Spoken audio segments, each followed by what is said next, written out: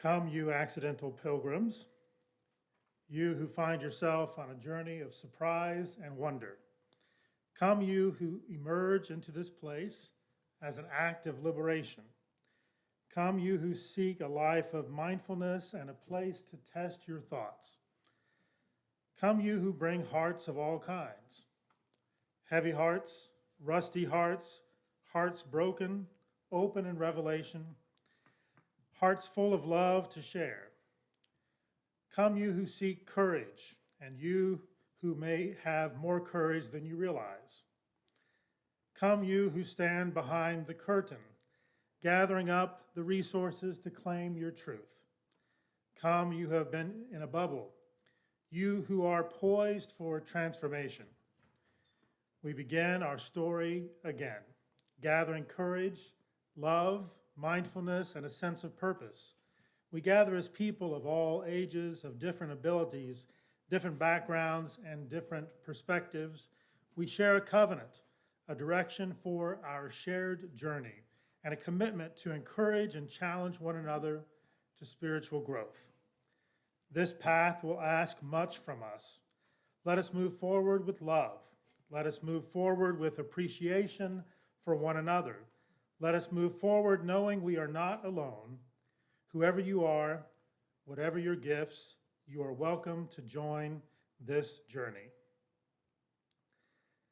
And now we'll have our time of lighting the candles of community. You may light a candle for a joy or for concern, or simply to make the room a little brighter.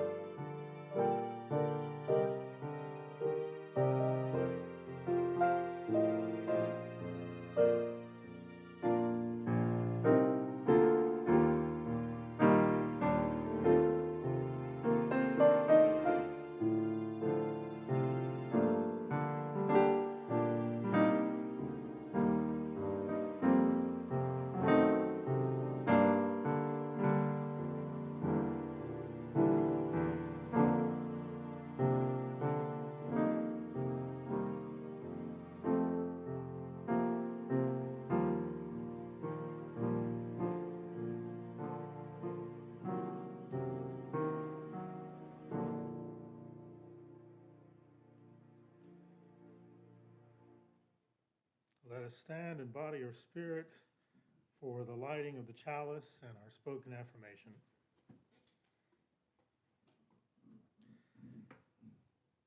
Fire consumes and casts a bright light.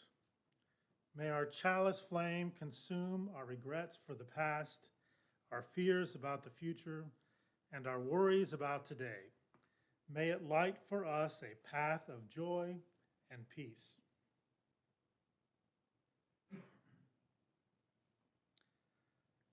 Our spoken affirmation: love is the spirit of this church, and service is its law.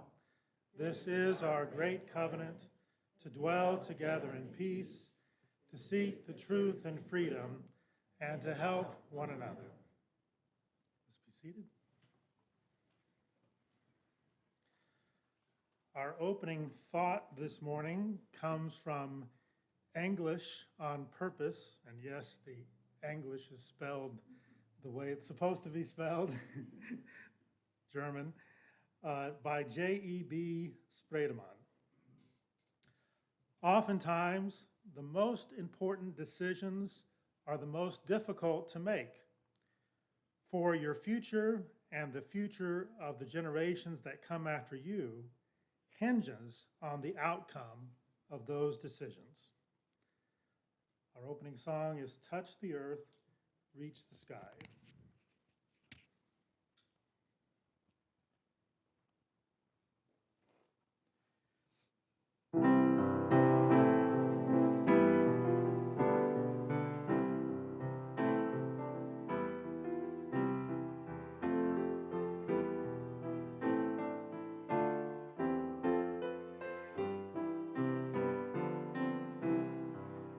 Touch the earth, reach the sky, walk on shores while spirits fly, over the ocean, over the land, our faith a quest to understand. Touch the earth, reach the sky, children ask the reasons why. In our lives the answers show, and by our love they learn and grow. Touch the earth, reach the sky, all are born and all shall die. Life's the time left in between, to follow a star, to build the dream. Touch the earth, reach the sky, soar with spirits, courage high, spirits joining as we fly, to touch the earth, to reach the sky.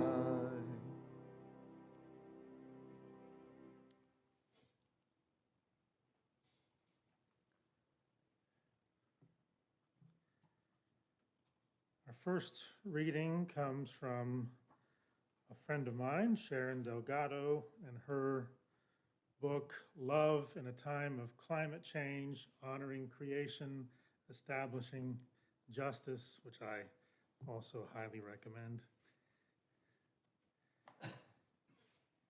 She writes in the section titled Intergenerational Justice and Justice for All Creation, these words: one emphasis of climate justice is intergenerational justice. That is, justice for children, young people, and future generations. In my own experience as a grandmother, retired pastor, and Sunday school teacher, concerns for the children are paramount. The children of today and the children of tomorrow. If climate change continues to accelerate, they will face the ongoing degradation of creation and diminishing prospects for the future.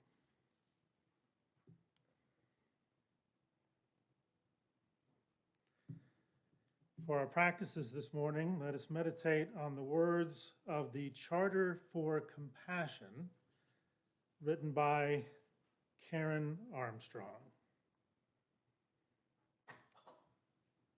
Let us be in an attitude of meditation.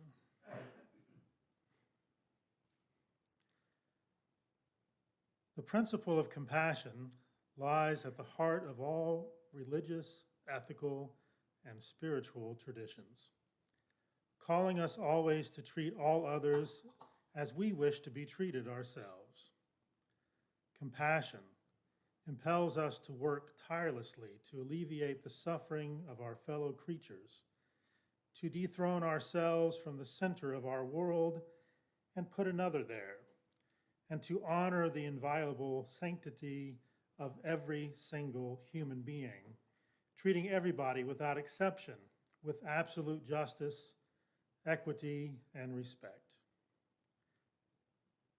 It is also necessary in both public and private life to refrain consistently and empathetically from inflicting pain, to act or speak violently out of spite, chauvinism, or self-interest, to impoverish, exploit, or deny basic rights to anybody, and to incite hatred by denigrating others, even our enemies, is a denial of our common humanity.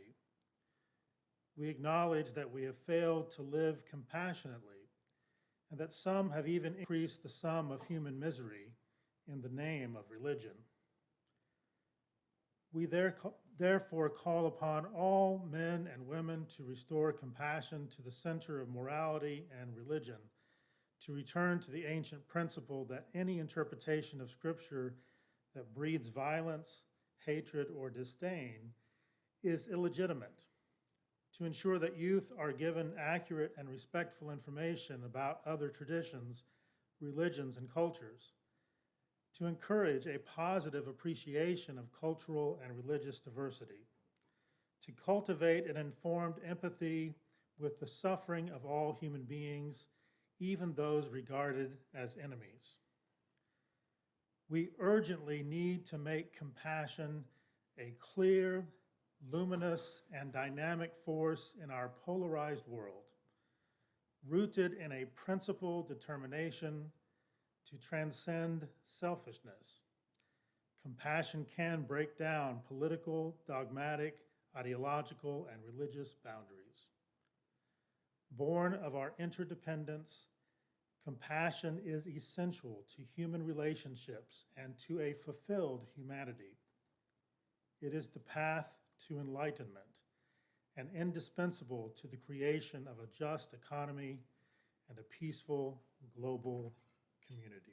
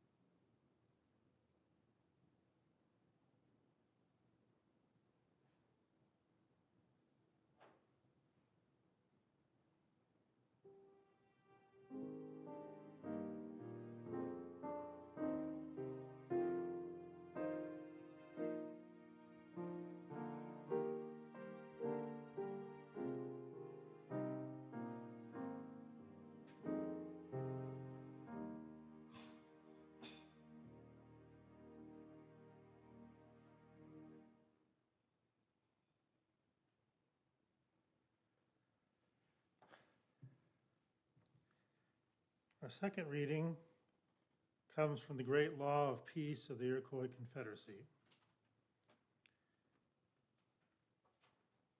We now do crown you with the sacred emblem of the deer's antlers, the emblem of your lordship. You shall now become a mentor of the people of the 5 nations. The thickness of your skin shall be 7 spans, which is to say that you shall be proof against anger, offensive actions, and criticism. Look and listen for the welfare of the whole people, and have always in view not only the present, but also the coming generations, even those whose faces are yet beneath the surface of the ground, the unborn of the future nation. Our next song is Our World is One World.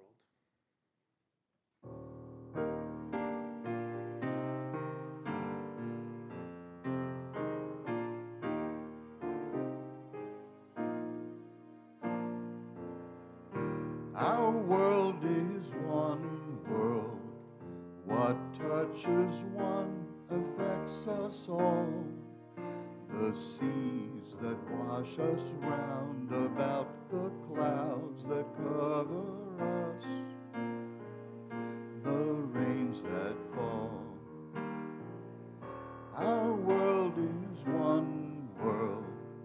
The thoughts we think affect us all.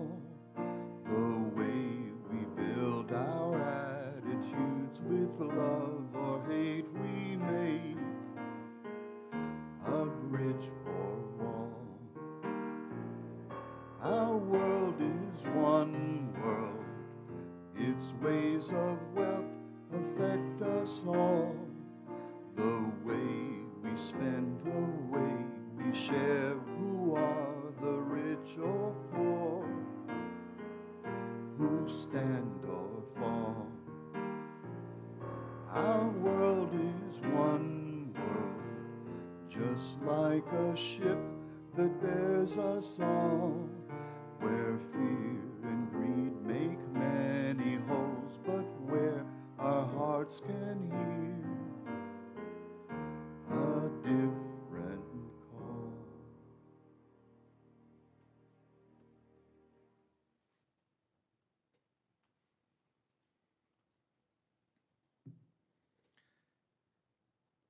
As individuals, we often tend to be self-centered. Now, this is understandable. It's kind of natural because, in a very real sense, we are each the center of our own universe. We experience the universe from our perspective, so it makes sense that we would often see things from our own perspective, and sometimes that leads to a self-centeredness. And even when we do manage to focus on the interests of others besides ourselves, we still tend to be very human-centered in our focus. And we don't very often take into consideration the interests of non-human life. As a society, not only are we individualistic and human-centered, we also tend to be very short-sighted. Our focus is mostly on what is happening now or in the very near future. And we tend not to look at the consequences of our actions very far into the future. We don't seem to care enough about people of our own generation, much less persons who are in generations to come. And we think even less about our responsibilities to future generations of non-human life. When it comes to what we value, we tend to value ourselves and those close to us both in time and in place. When we look further into the future, the less we care about it. Our focus is usually on today, on ourselves and our families, and for the most part, we simply hope the future will take care of itself and that things will work themselves out. But we know that things won't simply work themselves out for future generations. The way we are currently acting as a species is almost guaranteeing that things will not work out unless we change our ways, unless we take responsibility for the impact of our actions that we will have on future generations to come. Some indigenous wisdom, I think, reminds us that we should take into consideration the great impact our actions have on all people and all of life, both now and in the future. Oren Lyons, who was the chief of the Onondaga Nation, wrote these words: "We are looking ahead, as is one of the first mandates given us as chiefs, to make sure and to make every decision that we make relate to the welfare and well-being of the seventh generation to come." What about the seventh generation? Where are you taking them? What will they have? Now, this is not an advertisement for seventh generation cleaning products, but it is a reminder that we ought to be looking far into the future. We ought to be asking, what will our actions bring many generations to come? And if we ask that question, we also must ask the question, what then is it that we owe future generations? What do we owe future generations? When one receives an endowment, which sometimes places like universities are fortunate to receive endowments, sometimes we use them well, sometimes not so well. But if we were to use an endowment well, whether it's at a university or some nonprofit organization or some other entity where an endowment might be useful for the mission of that entity, sound fiscal policy would dictate that only the interest from the principal be used. Only the interest from the principal should be used. A prudent manager of the endowment would also invest at least a portion of the interest back into the endowment in order to make sure that it increases its future holdings and its future earning potential. If over time the interest and a portion of the principal are spent each year, which would be a bad use or a bad management of the endowment, what you will see is that the endowment would slowly disappear and no longer be of use. So actually spending the corpus or the principal of the endowment and all the interest will eventually lead you to a point where you no longer have an endowment to use.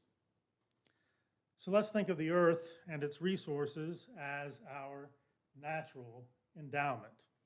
For centuries, we have lived primarily off the interest, using those resources that were constantly renewed by the natural endowment. But unfortunately, we are now making major cuts into the principal, and the inheritance that we are leaving future generations is significantly less than what we have received. Our responsibility to future generations challenges us to return to a more sound ecological endowment policy. Only then can we preserve what it is that we owe future generations. We owe them an opportunity to flourish.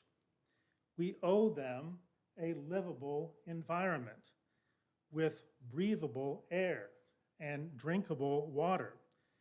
We owe them a livable climate in which food can be grown and human and ecological communities can survive. We owe them the possibility of peace, but not only peace for the sake of order, but also peace for the sake of justice. Not only justice for human beings, but justice for all life. I believe that our responsibilities for future generations require us to live according to what I have called the ecological axiom. You could also call it the ecological principle, but I like axiom because it's related to the Greek word that means value. And what we value is what we will care for. The ecological axiom is something that I formulate as follows. All persons ought to act so as to maximize value in general. And this would include the value of all life over the long run. Maximize value in general, which would include the value of all life over the long run. This ecological principle or axiom recognizes that value is inherent. It's present within all experience, and therefore it's present in all of life, not just human beings. It incorporates actually insight from the thought of a United Methodist theologian whose name is John B. Cobb Jr., but he's not very far from Unitarian Universalism because his intellectual father, so to speak, was Charles Hartshorne, the great Unitarian Universalist philosopher. And John Cobb, taking much from Hartshorne, suggests that we consider the following alternatives as possible ethical principles from which to inform and guide our decision-making and action. But before I get to those principles, I'll just say if Cobb is the son, the philosophical son of Hartshorne, to a certain extent, I'm the philosophical son of Cobb, and therefore the philosophical grandson of Hartshorne, just to get our intergenerational aspect into things here. And I did get to meet Hartshorne in the last few years of his life. These are the 4 possible ethical principles that Cobb lays out. He doesn't believe all of them are the correct ethical principles. In fact, he'll argue that most of these are problematic. The first one is certainly one that is problematic, but it is what we tend to do most of the time. That is, so act as to maximize value for yourself in the present. So act so as to maximize value for yourself in the present. Maybe that's just a motto of present-day society in the United States, but it's not a moral way of moving forward. It's selfish. 2, so act as to maximize value for yourself for the rest of your life. So this is thinking ahead. This is looking at the future, but it's only looking at your future. It's only looking at your own self-interested future. So even though it's not just looking at now, it's looking at the future, it's still a selfish perspective.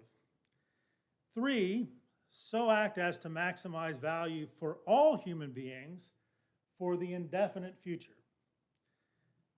Now that does actually begin to look at the future of other people, not just yourself.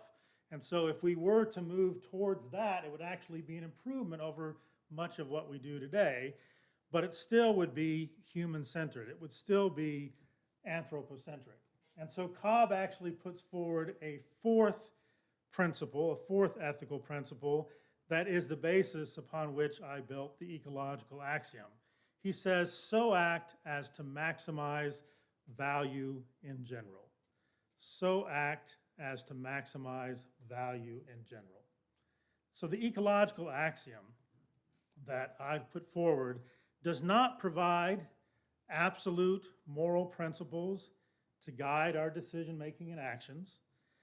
The axiom, the ecological axiom, must be applied contextually. We must look at the situation in which we're living, the complexity of that situation, the nuances of that situation. Applying such a guiding principle to our decision-making and our actions requires sometimes complex analysis of the changing ecological situation that we're experiencing and the changing interrelationships of the varying parts of the biosphere. The ecological axiom or principle provides a general direction for action and social policy in our attempts to live in a sustainable relationship within our ecological community, both now and in generations to come. By balancing and harmonizing human and non-human values, we can contribute to the health and enjoyment of all members on Earth, all members of the ecological community on Earth.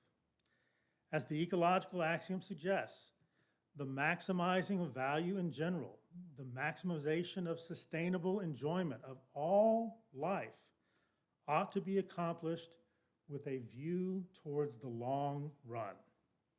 Maximizing value in general in the present or even the near future might lead to unsustainable practices in relation to future generations of life.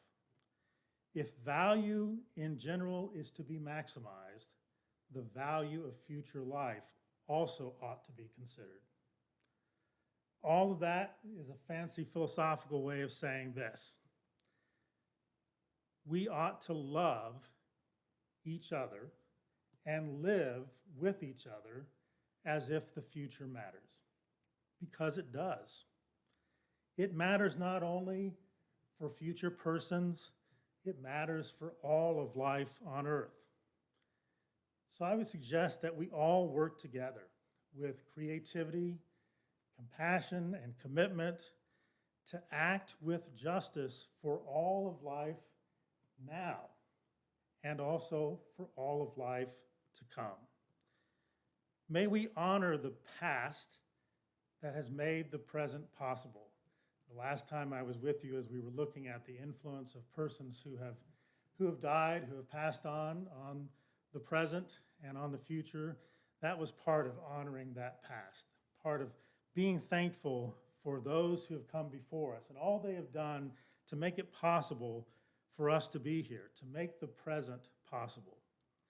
But let us also improve upon what they have done.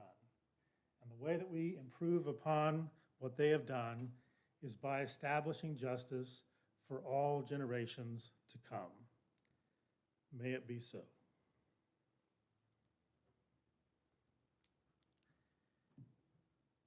And now is our time of giving, and those who wish may bring their gifts to the table or give on the church mobile app home screen.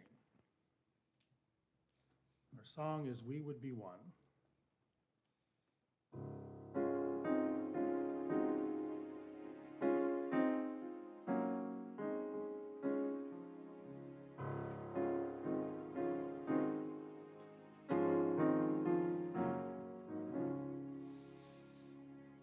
We would be one, as now we join in singing our hymn of love, to pledge ourselves anew to that high cause of greater understanding of who we are and what in us is true. We would be one in living for each other, to show to all a new community. We would be one in building for tomorrow a nobler world than we have known today. We would be one in searching for that meaning which binds our hearts and points us on our way. As one we pledge ourselves to greater service, with love and justice strive to make us free.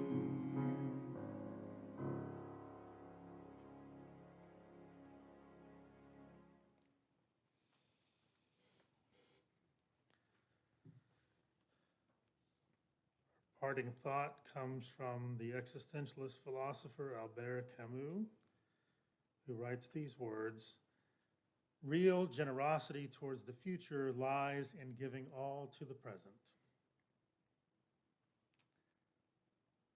Let us stand and body our spirit for the extinguishing of the chalice. Let us join together. We extinguish this flame, but not the light of truth, the warmth of community, or the fire of commitment. These we carry in our hearts until we are together again.